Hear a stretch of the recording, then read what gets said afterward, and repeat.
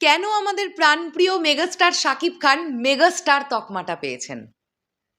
Last যে 10টা cinema বাংলাদেশে হিট বলে ঘোষিত হয়েছে, এই 10টা সিনেমার মধ্যে 7টাই মেগাস্টার শাকিব খানের। আপনারা ভাবুন না, 2-3টে হতো, 4টে হতো, 5টা হতো, চলো 5টা একজনের আর বাকি 5টা অন্য কারোর। 7টাই একটা মানুষের আর বাকি 3টে অন্য কারোর। আমরা এই বিষয়টা নিয়ে আলোচনা করব এই ভিডিওতে। হ্যালো আমার সাকিবিয়ান ভাইরা বোনেরা, চলে এলাম আরও একটা নতুন ভিডিও নিয়ে। আশা করছি তোমরা সকলে খুব ভালো আছো।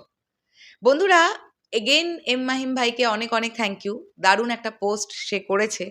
এখানে আমরা দেখতে পাচ্ছি ঢালিউডের লাস্ট 10 হিটস সিনেমা আমরা 2022 সাল থেকে দেখছি। হ্যাঁ, লিডার আমি বাংলাদেশ সুপারহিট, 2023-এ প্রিয়তমা ইন্ডাস্ট্রি হিট, 2023-এ সুরঙ্গ সুপারহিট, 2024-এ রাজকুমার সুপারহিট, 2024-এ তুফান ইন্ডাস্ট্রি হিট, 2024-এ দরদ হিট, 2025-এ বরবাদ ইন্ডাস্ট্রি হিট, 2025-এ জঙ্গলি সুপারহিট, 2025-এ তাণ্ডব ব্লকবাস্টার আর 2025-এ উৎসব হিট। তাহলে এখান থেকে আমরা কি দেখতে পাচ্ছি? লিডার আমি বাংলাদেশ, প্রিয়তমা, রাজকুমার, তুফান, দরদ, বরবাদ, তাণ্ডব, এই 7টা সিনেমায় হিরো হিসেবে ছিলেন মেগাস্টার শাকিব খান। বাকি যেটা আমরা দেখতে পাচ্ছি, জাহিদ হাসানের কথা যদি বলি, উৎসব, সেক্ষেত্রে উৎসব সিনেমাটার নাম আছে একটা, চঞ্চল চৌধুরী একটি দিয়েছেন হিট, এবং আফরান নিশো একটি, এবং সিয়াম আহমেদ একটি আমরা এখানে দেখতে পাচ্ছি। তো এই পুরো ব্যাপারটা যেটা আবারও প্রমাণ করে দেয় যে কেন মেগাস্টার শাকিব খান।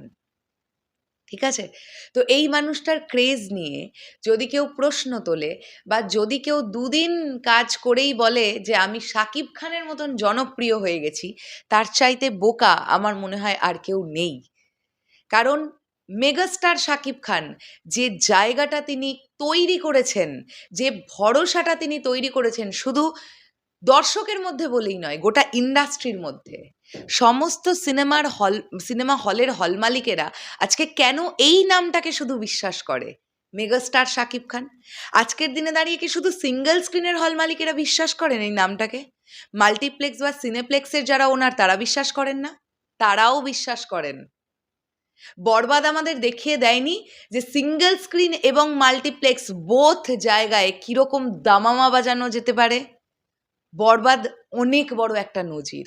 কেন প্রিয়তমার সময় মাল্টিপ্লেক্স চেনের অডিয়েন্স প্রিয়তমা দেখেনি? তুফান দেখেনি?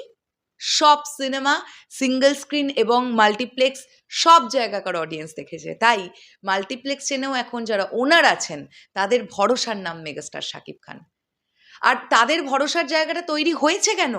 কারণ দর্শক ভালোবাসছেন মেগাস্টার শাকিব খানকে। তো এটা নিয়ে আমরা আলোচনা করতে এসেছিলাম। শেষ করলাম ভিডিওটা, আসছি আবার খুব শিগগিরই। তোমাদের কি বক্তব্য এই পুরো বিষয়টাকে নিয়ে কমেন্ট করে জানিও। তাহলে এখনের জন্যে টাটা।